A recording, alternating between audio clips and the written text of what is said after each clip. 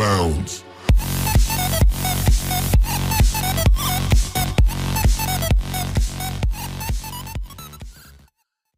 Fala galera, aqui que fala Felipe Craft Game, lançando mais um vídeo, primeiro vídeo do canal, já com uma playlist chamada Minecraft Armadilhas. E hoje eu vou mostrar uma armadilha. Finge que tu criou um mundo, que tem uma árvore aqui, tu tem tipo, e tu vai precisar desses materiais, na versão 14.0. Dinamite, redstone, tocha redstone, alavanca, folhas. Não, esse daqui só tiver uma árvore normal. E bloco de grama.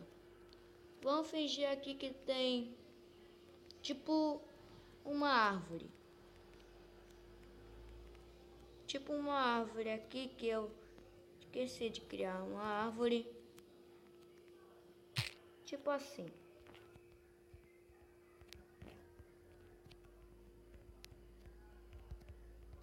Tipo assim, uma árvore assim.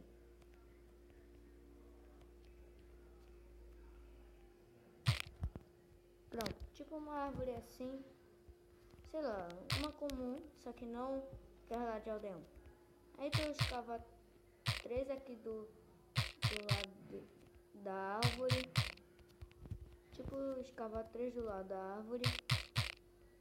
Pera aí.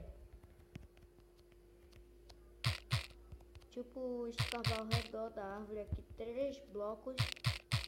Não pode escavar 2 blocos, senão não vai prestar. Aí tu tira esse daqui e esse. Tu bota essas tochas aqui do lado. Uma tocha aqui do lado. Uma redstone em cima. Bota uma alavanca aqui. Aí vai ver que as tochas estão desligadas.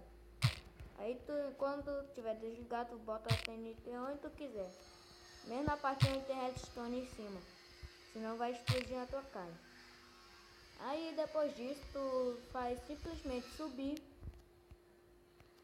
e botar bloco de grama ou um negócio aqui pra disfarçar.